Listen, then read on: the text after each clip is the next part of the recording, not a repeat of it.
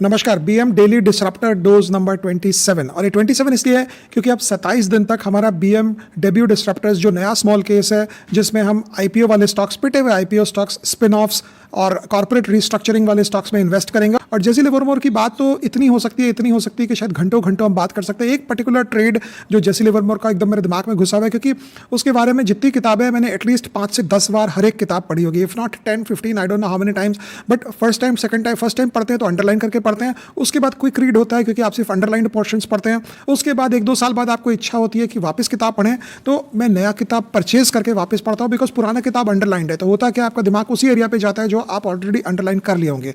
तो ये बात हो रही है।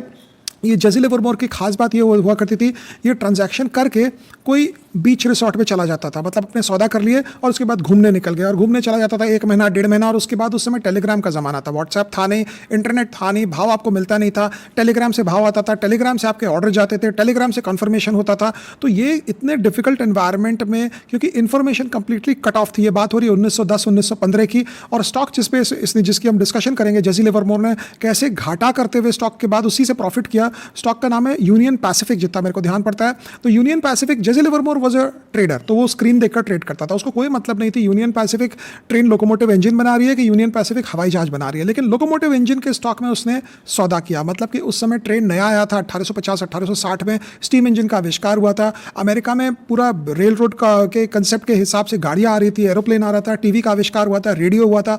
1910, 1915, 1920 की बात हो रही है सारी। तो उस इन एरा में अगर आप यूनियन पैसिफिक के स्टॉक में ट्रेड करते हैं, मतलब कि आप एक सेक्टर लीडर और हॉट सेक्टर वाले स्टॉक को पकड़ रहे हैं।